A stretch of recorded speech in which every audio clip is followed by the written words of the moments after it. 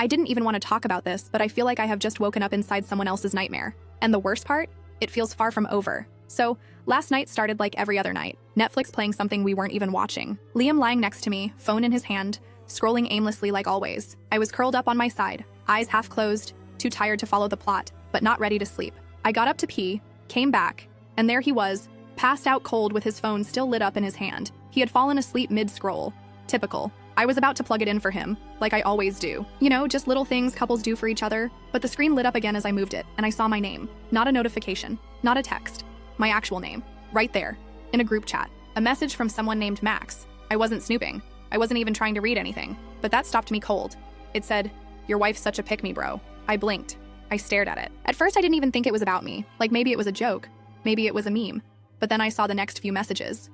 I read one Twitter thread on climate change, and now she's Mother Earth. Do you ever get tired of her rants about everything being problematic? Bet she claps at movie endings. Hot, but exhausting. Dude, I would never survive one dinner with her. My heart was pounding in my throat. My face got hot. I scrolled up. Slowly, carefully, hoping I'd misunderstood something.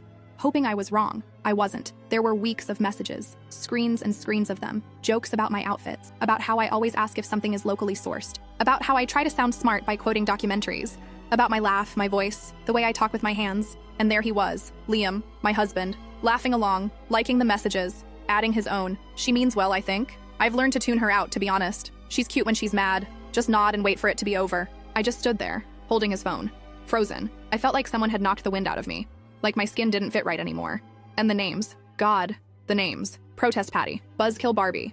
Climate Queen. Debate. Club Wifey. They turned me into a punchline. A cartoon. The kind of woman they all pretend to admire in public but mock mercilessly in private. And Liam didn't stop them. Not once. He encouraged it. Enabled it. I thought I might scream. Or cry. Or throw the phone. But I didn't. I just stood there. Reading. Scrolling. Letting it sink in. Because it wasn't just the fact that they were making fun of me. It was the realization that the man I trusted the most had been laughing behind my back for months. That he didn't think I'd ever find out. That he thought it was harmless. That he thought it was funny. There was one message I can't stop hearing in my head. Max again. At least she's not ugly. That would be tragic. And Liam replied, "True. Just that. No pushback. No defense. Just quiet agreement." That's when something in me snapped. Not loudly. Not dramatically. Quietly. Like the soft click of a door closing. I placed the phone gently back on the nightstand. I didn't say a word. I didn't wake him up. I didn't scream. I didn't cry. I walked to the bathroom, closed the door, and sat on the edge of the tub with my hands in my lap. I don't even know how long I stayed there. Maybe an hour, maybe 5. The only thing I could hear was my own breathing. Shallow, ragged. I kept thinking about the times I made excuses for him. When my sister said he seemed condescending, I told her she didn't know him. When my best friend asked if I ever felt talked over, I laughed it off. I kept thinking about the times I went out of my way to make his life easier. The time I cooked gluten-free lasagna from scratch because his stomach was acting up. The time I rescheduled a job interview to take his mom to a doctor's appointment because he forgot. All the times I stayed quiet. All the times I told myself he was just tired, just stressed, just joking. I thought I was building a partnership. He thought he was tolerating a burden. I must have gone numb. I remember staring at the drain in the tub like it had all the answers. At some point, I got up, grabbed my keys and wallet, and walked out. I didn't leave a note. I didn't take a bag. I just left. It was almost 3 in the morning. I drove aimlessly for a while, then parked in front of an all-night coffee shop. I didn't go in. I just sat there, my hands gripping the steering wheel like it was the only thing keeping me from floating away. My phone buzzed. A text from Liam. "Where'd you go?" I didn't answer. Another one. "Babe?" Still nothing. Then I opened my notes app and started typing this out, trying to make sense of it, trying to figure out where it all went wrong. I thought about how we met, how he said he loved that I was outspoken, how he said he admired my passion. Was that all just a performance? Did he ever actually respect me? Or was I just the hot but annoying wife he could joke about to his friends? It's not even the group chat. Not really. It's the fact that I would never do this to him. I would never let people tear him apart like that. Not even in a joke, not even once. Because I thought that's what love was. Loyalty, protection, choosing someone even when they're not in the room. But clearly, I was the only one doing that. He wasn't my partner. He was just pretending to be. The rest of the world sees a perfect couple. Cute Instagram pics, inside jokes, shared Spotify playlists. But that group chat, that's who he really is. And now that I know, I don't think I can unknow it. The image is burned into my brain.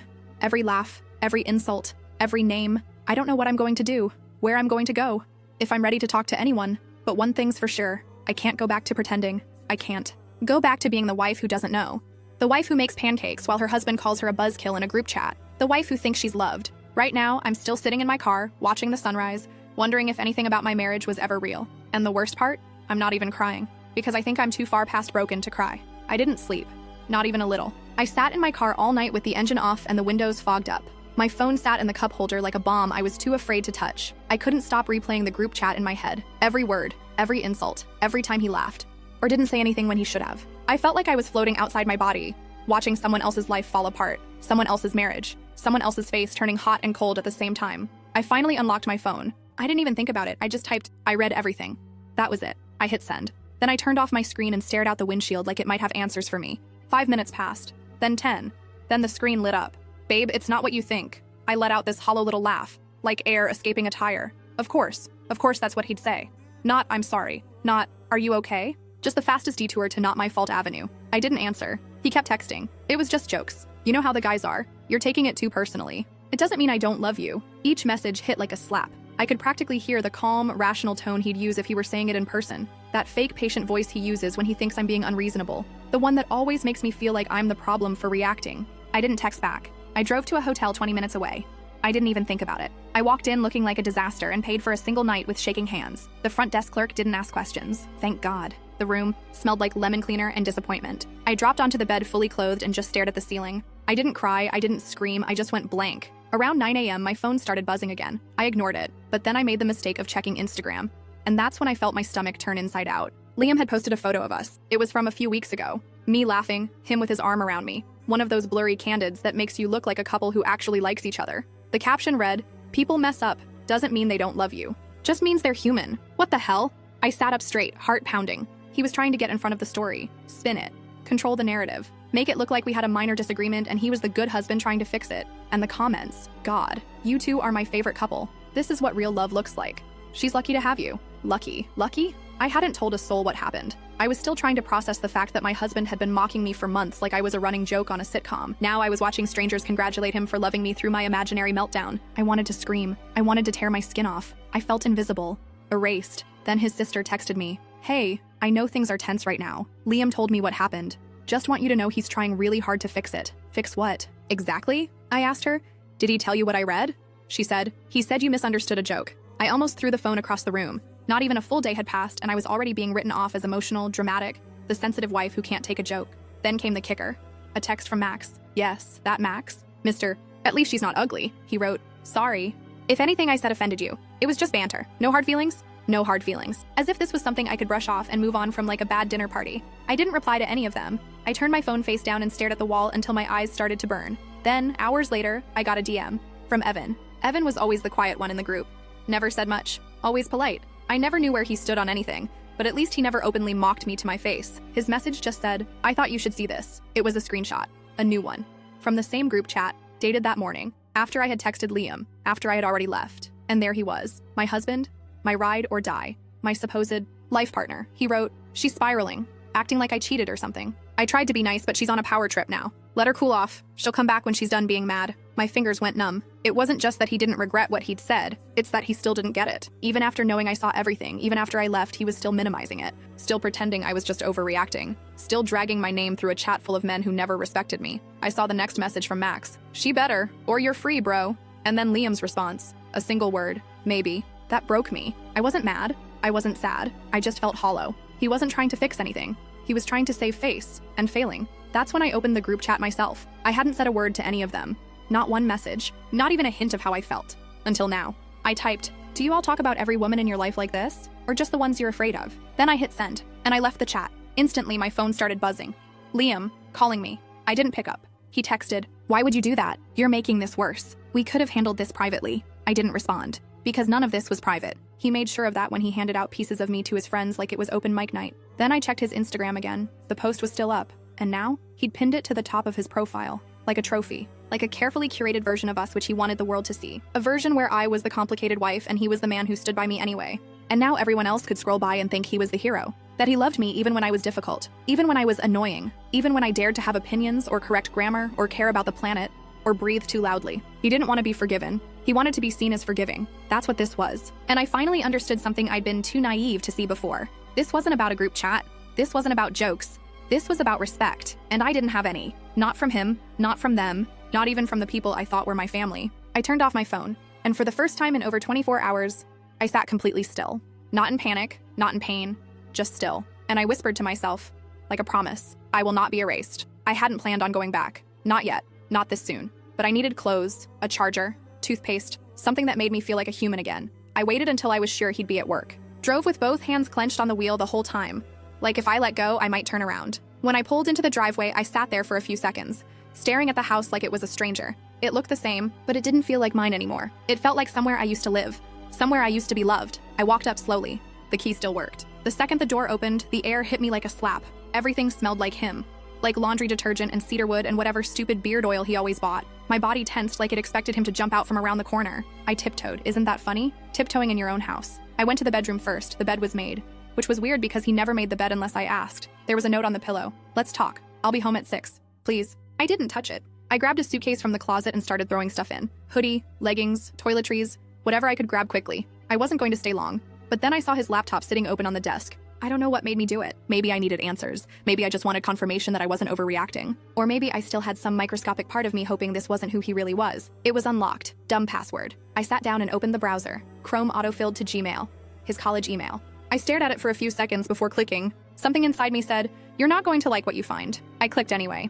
He had a folder, labeled Old Chat Logs, like a damn archive. I clicked through, and there it was. A group chat from 6 years ago. His college crew. The guys he always said were like brothers. The ones I met once and never liked. The ones he said didn't matter anymore. They mattered enough for him to save this. The messages went back years. And I mean years. Before we got married. Before we even moved in together. And there it was. Again. My name. In jokes. In jabs. In casual cruelty. She's cute but intense. You sure she's not gonna start a petition every time you disagree? Bro, you're not dating a girl, you're dating a TED Talk. They laughed. He laughed. They joked about how I talk too much, how I take things too seriously, how I fact-check jokes. And Liam, he played along. Always the funny guy. Always the one cracking just enough sarcasm to keep the room laughing, but never enough to fully claim it. She's got opinions. A lot of them. It's like dating an NPR podcast that's also into skincare. I scrolled until my vision blurred. It wasn't new. This wasn't some isolated mistake. He'd been doing this since the beginning. Since the very start of us. This was who he was. A man who smiled at me, held my hand, kissed my forehead, and then went to his little digital locker room and dragged me to hell for sport. I closed the laptop. I didn't feel shocked. I felt stupid. So stupid. I zipped up my bag. Quiet, mechanical. My mind was blank. Then the door opened. Liam walked in, earlier than I expected. He froze when he saw me. "Hey," he said, almost breathless. I didn't think you'd be here yet. I didn't say anything. He looked at the suitcase, then back at me. "Can we talk?" I didn't move. He walked toward me slowly, like I was a wild animal that might bolt. "I know you're upset," he started. I said, "Don't." He paused. "Don't what?" "Don't talk like I'm an unstable child who needs calming down. I read everything, Liam." Again, he swallowed. "Look, that stuff, it was old. College, we were dumb. You're still doing it now. That's not fair. You said maybe you'd be better off if I didn't come back. Yesterday. To your friends." His jaw tightened. "You shouldn't have gone into my old emails. You shouldn't have been talking about me like I was some kind of burden for the past 6 years." We stared at each other. Then he snapped. "You made this public. You humiliated me. You posted that line in the chat like you were trying to ruin me." I blinked. "You embarrassed yourself," I said. He laughed once, bitter. "God, do you hear yourself? You think you're always the one with the moral high ground? You always have to be right. You couldn't even let me apologize." I stayed calm. "You didn't apologize. You posted a photo. You made yourself the victim. And you lied to everyone about what happened." He rubbed his face. "I was trying to fix it." "No, you were trying to look good. There's a difference." He shook his head. "This is insane. You're going to blow up our marriage because of some jokes? Stop calling it jokes. It's not a joke if it's been going on since the day we met." He paced the room. "You're acting like I hit you or cheated or something. I didn't. I just vented sometimes. Everyone does that. You didn't vent. You performed. You turned me into a caricature for laughs." He looked at me like I was speaking a different language, like none of it was landing. And that's when I knew. He wasn't going to get it. Not now. Not ever. I took a breath. "I'm staying somewhere else for a while. Maybe longer." His face fell. "You're leaving?" "Yes. This is insane." "No. This is overdue." He stepped forward. "Can we just talk? For real? Sit down? Look at each other?" I looked him in the eyes. Calm. Cold. "You already said everything you needed to say. I just wasn't supposed to hear it." He opened his mouth. Closed it. Tried again. "I didn't mean to hurt you, but you did." We stood there. Quiet. The kind of quiet that makes your ears ring. He said, "What do you want from me?" I almost laughed. I said, "I wanted a partner. I wanted someone who wouldn't turn me into a joke the second I left the room." He looked down at the floor like he was waiting for it to open up and swallow him. I grabbed my bag. He asked, "Where are you staying?" "I'm not telling you that." "So you're just done?" "I don't know yet." He followed me. To the door. "Please," he said. "Don't do this. Don't walk away like this." But I already was. I didn't look back. Not when he said my name, not when his voice cracked, not when I heard him say please. Because it didn't matter anymore. This wasn't about a single mistake. This was a pattern, and I wasn't going to stand still for it anymore. I've been staying at Rachel's place for 4 days now. Her guest room is barely big enough to stretch in, The walls are paper thin, and her cat hates me. But it's the first place I've felt remotely safe since everything happened. She didn't ask questions when I showed up at her door with a suitcase and hollow eyes. She just opened the door, handed me a blanket, and let me be. The silence has been both a blessing and a curse. Because once the noise of the arguments, the shock, the adrenaline fades, all you're left with is the replay. The endless rerun in your head of every conversation you should have seen for what it was. Every time you let something go. Every time you swallowed your discomfort and told yourself, he loves me. He wouldn't do that. But he did. And worse. He kept doing it. My phone hasn't stopped buzzing since I left. I've been ignoring most of it. But sometimes I open it and scroll just to torture myself. Just to see who's still pretending they didn't know. Who's trying to play peacemaker. There are messages from numbers I didn't even save. One from Liam's coworker. Hey, I just wanted to say I always thought you were great. Sorry this happened. One from Max. Yes, that Max. Who sent a single line. Hope you're good. What does that even mean? You helped turn me into a running joke and now you hope I'm good? Then there are the ones that sting in a different way. Liam's mom messaged me the morning after I left. Sweetheart. Marriages are hard. I know Liam can be insensitive, but he's trying. Maybe give him a chance to make things right. Right. As if all of this could be fixed with a dinner and an apology. As if this was about one insensitive moment instead of a years-long pattern of disrespect that stretched back to the very beginning. Then his sister chimed in too. Look, I know the group chat stuff was mean, but posting that line in the chat? That was a bit much. You embarrassed him in front of everyone. Embarrassed him. I didn't even respond. I just stared at the screen until the text blurred and my hand started shaking again. And maybe the most painful silence of all? From the people who used to call me their friend. The ones who saw the messages. Who laughed. Who stayed quiet. Not a single one has said a word. No apology, no ownership, just silence. And that, somehow, says more than anything they could have written. I've blocked most of them now. The ones who made excuses. The ones who told me to calm down. The ones who acted like I was ruining a marriage instead of waking up from a lie. But even with them muted, their voices live in my head. They follow me when I'm brushing my teeth. They sit next to me when I try to eat. They whisper when I lie awake at 3 in the morning, staring at the ceiling of Rachel's spare room. And every time I wonder, was I too much? Did I make it too easy for them to mock me? Rachel caught me spiraling again this morning. I was sitting on her couch with my phone in my hand, scrolling through Liam's Instagram like a masochist. He still had that photo pinned, still pretending we were just going through a rough patch, still getting comments from clueless strangers, cheering him on. I didn't realize I was crying until she sat next to me and gently took the phone from my hand. Why do you keep doing that to yourself? She asked. I didn't answer. She stared at me for a long time. Then she said, you should tell your side. I don't want to drag him, I said. I don't want it to be petty. I didn't say name him, she said. Just share your story, say what happened. Let people know they're not alone. I didn't respond right away. The idea of putting it out there, even anonymously, made my skin crawl. But that night, after she went to bed, I opened my notes app. I stared at the blank screen until my thumbs started moving. I wrote everything. The group chat, the jokes, the betrayal, the silence, the way it felt to see yourself turned into a caricature by the person who promised to love you the most. I didn't use names. I didn't mention details, just the outline of what happened and how it broke something in me I didn't even know could break. Then I posted it. Not on my account. I submitted it to one of those big, anonymous story pages on Instagram. The kind people send confessions to. The ones that go viral when they hit a nerve. I didn't expect anything to come from it. I turned off my phone and went to sleep for the first time in days without checking for messages. When I woke up, my post had been shared over 40,000 times. My hands started shaking again. Not from fear this time, but disbelief. I scrolled through the comments. Hundreds of them. Thousands. And they weren't calling me crazy. They weren't mocking me. They were saying, this happened to me too. I never told anyone, but I went through the same thing. Thank you for putting this into words. You're not too much. They were too little. I started crying. For real this time. Big, silent tears that soaked the collar of Rachel's hoodie I was still wearing. Because for the first time in weeks, I didn't feel alone. For the first time, I didn't feel insane. I wasn't overreacting. I wasn't dramatic. I wasn't impossible to love. I was just a woman who got tired of pretending her pain was too inconvenient to matter. I was scrolling through another wave of comments when a new notification popped up. Liam. A voice message. I stared at it for a long time. Didn't play it right away. I wasn't sure I wanted to hear his voice again, but curiosity won. I hit the play button. His voice came through, hoarse, tired, quieter than I remembered. Hey, I don't know if you'll even listen to this, but I'm sorry for everything. I don't know how it got this bad. I didn't mean to hurt you. I really didn't. I was stupid. I laughed when I should have said something. I let them talk about you like that because it made things easier.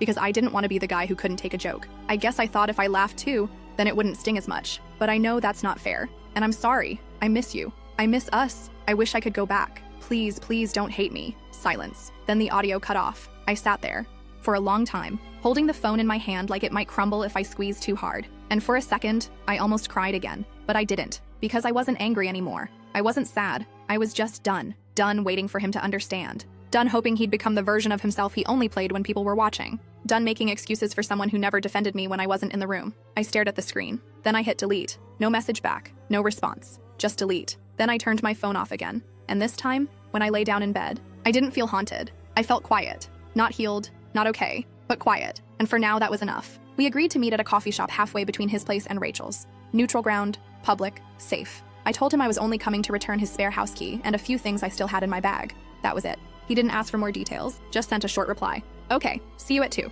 The whole morning, I felt like I was waiting for a test I didn't study for. Not because I didn't know the material, but because I already knew I'd never take it again. I didn't dress up.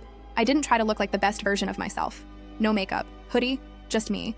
Just tired, clear-eyed, and done. I got there first and picked a corner table by the window. I didn't order anything, just sat with my coat still on and the key in my pocket, pressing into my thigh like a stone. Liam walked in right on time. He looked older, or maybe just smaller, pale, slouched, hair messy in a way that wasn't intentional. He saw me, walked over slowly. I didn't stand up. Hey, he said. Hi. He sat across from me. The silence stretched, thick and awkward. Thanks for meeting me, he said. I nodded but didn't say anything. He cleared his throat. I saw the post, the one that went viral. Rachel tagged you in the comments. I figured it was yours. I didn't answer. He looked down, at his hands, picking at his thumbnail. I deserved it, he said. I deserved all of it. Still, I stayed quiet. I know I hurt you. I've been thinking about it nonstop. What I did, what I didn't do. The things I said, the things I laughed at. He looked up at me, eyes red, like he hadn't slept in a while. I don't even recognize myself in those chats. I finally spoke. You saved them. He blinked. What? You saved the old messages, the college group chat. You archived them. He looked stunned for a second, then exhaled. I guess I don't know. I wasn't thinking about it like that. I just never deleted anything. I nodded once. No expression. He kept going, voice shaky now. I was a coward. I didn't want to push back on the guys.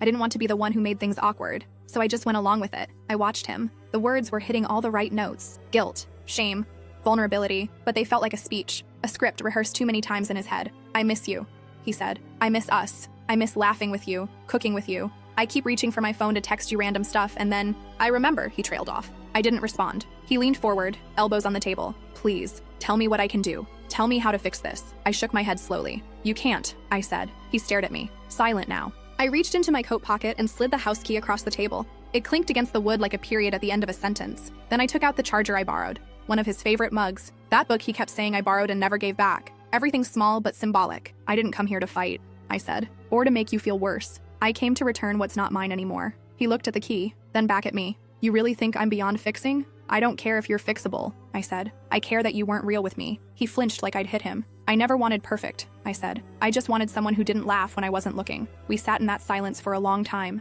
him looking down, while I stared out the window at nothing in particular. Eventually, I stood up. He didn't try to stop me, didn't reach out, didn't beg. Maybe because he knew. Maybe because something in him finally believed I wasn't bluffing. I walked out without looking back, got in the car, sat in the parking lot for a second with my hands on the wheel, just breathing. No music, no crying, just air in, air out. When I got back to Rachel's place, I went straight to the guest room, took out my phone, opened Instagram, went to Liam's page. That photo, the one he'd pinned of us, the one with the fake apology in the caption, was still there, still playing its role in his redemption arc. I clicked on it, unliked it, then clicked through every other photo of us on his page. Unliked, unfollowed, blocked. Then I went to my own feed. We didn't have many pictures up together. I'd always been more private, but there were still a few. Delete, delete, delete. Then I opened my phone gallery, one by one. Our road trip, the anniversary dinner, the stupid selfie in front of the movie theater. Delete, delete, delete. It didn't make me feel powerful, or free, or even lighter. It just felt necessary, like scrubbing a stain that wouldn't come out but still had to be tried anyway. Afterward, I sat back on the bed and stared at the ceiling. I wasn't healed. I wasn't over it. But I wasn't pretending anymore. And that had to count for something. A few hours later, I drove to the hardware store, bought a new keychain, one of those cheap, tacky ones near the register, pink plastic, shaped like a motel tag. It said room for one in white letters. I liked it. I had no apartment yet, no address to attach it to, but I would. And when I found it, when I signed that lease, that silly keychain would hold the first copy of my new life. Not a fresh start, not a clean break, but mine, entirely. Mine. And this time, there wouldn't be anyone in the room laughing when I wasn't looking.